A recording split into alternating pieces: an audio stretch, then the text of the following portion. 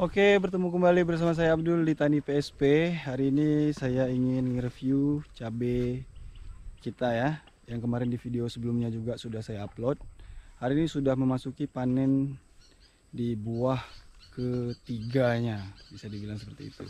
Nah, nanti saya akan berbagi tips kepada teman-teman sekalian bagaimana buah-buah cabai ini bisa dimaksimalkan untuk dijual di pasar. Oke, simak terus video ini sampai selesai.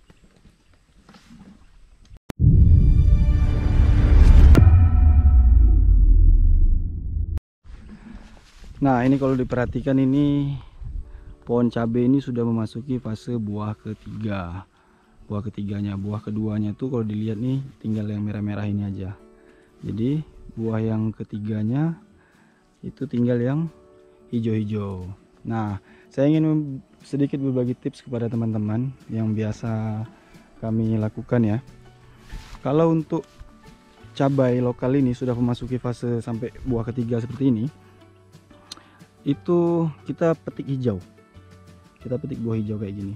Karena kalau kita nunggunya sampai merah, dia itu sulit buat merah karena dia akan jadi kayak gini, mulai busuk kayak gini juga, mulai busuk. Jadi untuk lebih memaksimalkan biar bisa dijual di pasaran ya, kita nggak usah nunggu sampai merah, kita cukup di buah hijaunya aja kayak gini kan. Ini buah hijaunya banyak sekali tuh kalau diperhatikan nih, buah hijaunya banyak sekali. Kemarin buah keduanya sudah kita petik, hanya sisanya tinggal sedikit-sedikit saja nih, seperti yang merah-merah beberapa biji.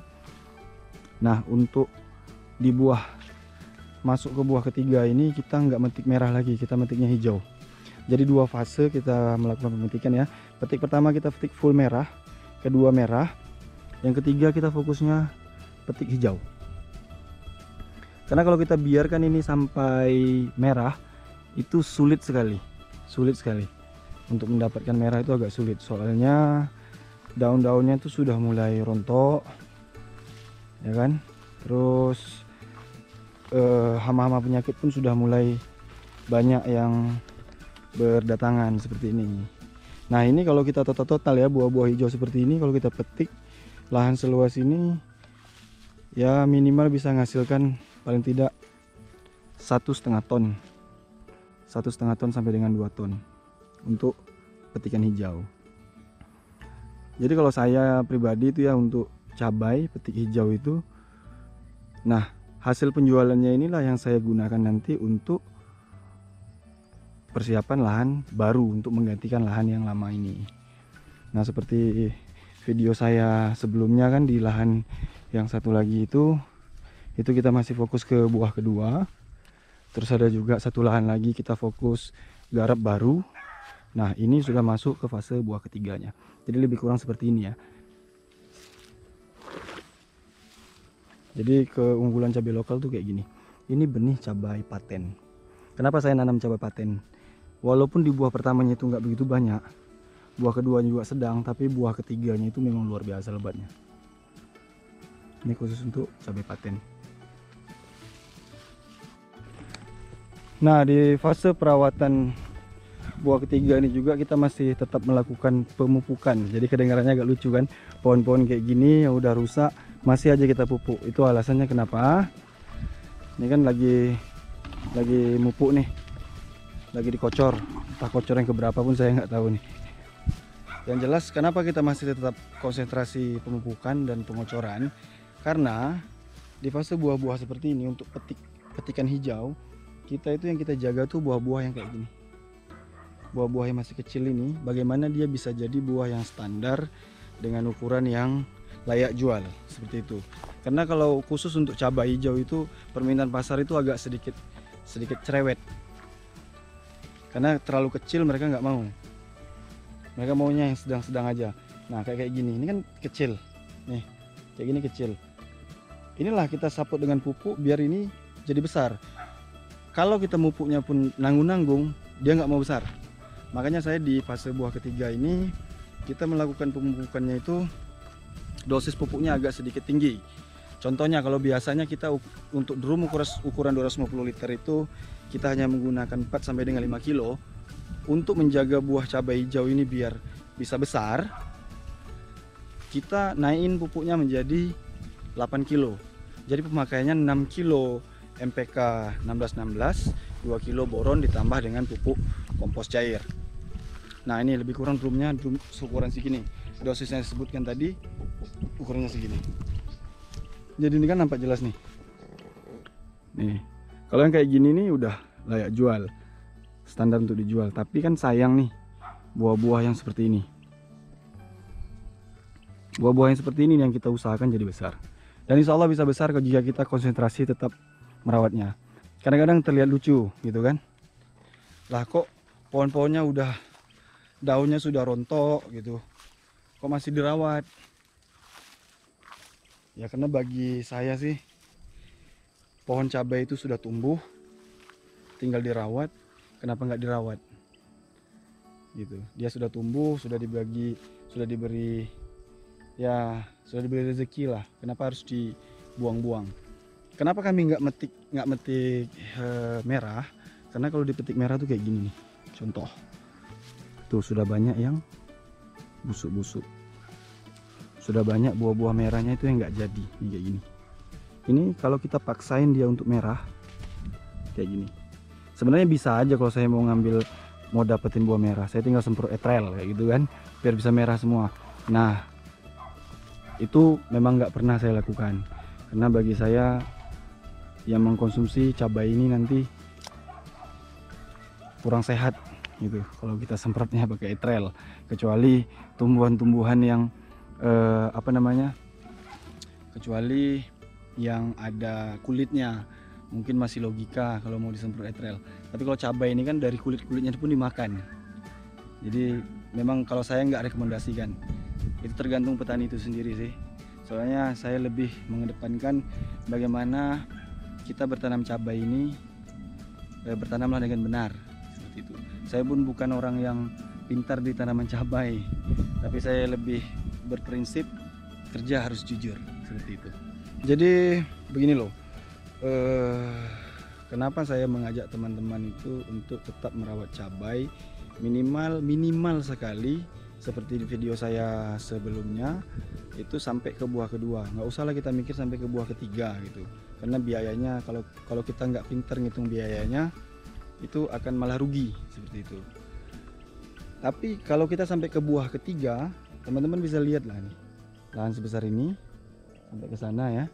Untuk dapatin buah ketiga itu paling tidak dalam prinsip saya itu biaya untuk pupuk dasarnya ataupun biaya mulsanya itu bisa tercover. Nah, kemarin juga ada yang bertanya sama saya, Mas kok pakai mulsanya yang tebal? Nah, ini salah satu contoh. Lihat mulsa saya ini sudah panen ketiga, berarti cabai ini umurnya sudah hampir 1 tahun. Dia masih bagus, dia nggak sobek. Itu kenapa alasan saya menggunakan mulsa agak tebal. Jadi kan prinsipnya di kebun ini kalau seandainya kita pakai mulsa yang tipis, ya tergantung modal juga sih. Kalau yang tipis dia sudah mulai hancur, kita sudah mulai malas merawatnya kan. Tapi kalau seandainya mulsanya tebal dan masih bagus, ya paling tidak sedikit keinginan kita masih ada untuk tetap merawat tanaman cabai ini. Nah, saya bukan mau pamer ya, cuman saya mau pengen menyemangati teman-teman. Ini kayak gini, makanya yang kayak gini nih harus tetap dipupuk minimal sampai ini petik habis. Saya akan melakukan 2 kali pemupukan lagi dengan dosis per drumnya itu 8 kilo, 6 kilo NPK 1616 dan 2 kilo boron. Nah, memang kalau diperhatikan itu sudah banyak sekali ya pohon-pohon yang sudah mulai rusak. Ini kayak gini. Memang ada tetap beberapa yang masih bagus tuh, masih produktif. Tapi tetap aja gitu, karena yang lainnya itu sudah rontok, ini akan sampai ke fase rontok. Saya pun nggak tahu, mungkin jamur atau mungkin dia sudah terlalu lama, itu masih nanti tetap saya pelajari. Nanti kalau ketemu jawabannya akan saya share juga ke teman-teman. Nah kayak seperti ini sudah bisa dipanen. Ukuran-ukuran cabai yang seperti ini. Memang bunga-bunganya tetap tumbuh. Cuman saya belum pernah sih cabai sampai ke buah keempat gitu, belum pernah. Maksimal tuh sampai ke buah ketiga seperti ini. Nah, saya bisa mengatakan ini buah ketiga dari mana? Saya ngitung fase bunganya. Fase bunganya. Jadi ini fase bunga yang ketiga dan menghasilkan buah cabai yang seperti ini. Ya lumayan lebat. Walaupun sebagian besarnya itu sudah banyak yang rontok, tapi ya masih ada tuh beberapa buah hijau yang masih bisa diselamatkan. Kalau nunggu merah akan kayak gini. Jadi contohnya merahnya nih. Ya kena patek lah, terus kena apa namanya, lalat buah. Nah, kalau untuk penyemprotan kita nggak mungkin nyemprot lagi. Kalau bagi yang mungkin modalnya berlebih kayak gitu kan, mungkin bisa-bisa aja nyemprot lagi. Kalau saya sih enggak. Saya nggak nyemprot lagi. Karena bagi saya kalau kita melakukan penyemprotan untuk buah ketiga itu sudah mubazir. Ini buahnya. Ini benih paten nih. Paten tuh kayak gitu. Nah, salah satu alasan kenapa buah-buah hijau ini nggak bisa merah ya salah satunya kita nggak fokus nyemprot ya gitu. Kita nggak fokus pada hama penyakitnya. Contoh dia masih sekecil ini aja tuh sudah digigit sama lalat buah. Terus serangan-serangan Gemini untuk daunnya pun sudah mulai tinggi. Terus juga untuk patek apa segala macam itu sudah sangat tinggi serangannya. Makanya kita putuskan untuk di buah ketiga ini kita break untuk pestisidanya karena itu hanya akan mubazir. Jadi di buah ketiga ini cuma fokus ya pupuk, besarin buahnya, dipanen. Ya minimal lah bisa cover paling tidak 30% sampai dengan 50% biaya penanaman tanaman cabai ini. Memang kalau diperhatikan tuh sayang gitu. Ini masih produktif gitu kan. Buahnya masih lebat. Kenapa nggak nunggu buahnya merah aja karena harganya lebih bagus. Nah, untuk di buah ketiga ini saya nggak mikir harga. Karena bagi saya ini sudah bonus. Sudah bonus. Karena kalau kita fokus ke sini nanti lahan-lahan yang lainnya yang nggak bisa terawat gitu. Karena saya pun untuk yang mengurusi kebun itu nggak rame ya, cuman apa namanya, cuman berdua aja. Itu cuman si Saleh sama Sadan. Mereka nangani paling tidak 4 sampai dengan 5 lahan. Jadi mereka itu nggak bekerja, mereka cuma ngontrol aja, cuma ngontrol untuk perawatan cabainya. Oke, mungkin itu saja video yang bisa kami bagikan. Mudah-mudahan bermanfaat bagi teman-teman semua. Jika memiliki beberapa pertanyaan silahkan tulis di kolom komentar. Nanti insya Allah jika saya sempat akan saya balas satu persatu. Oke, jadilah petani yang sukses dan mulia. Sampai ketemu di video selanjutnya. Assalamualaikum warahmatullahi wabarakatuh.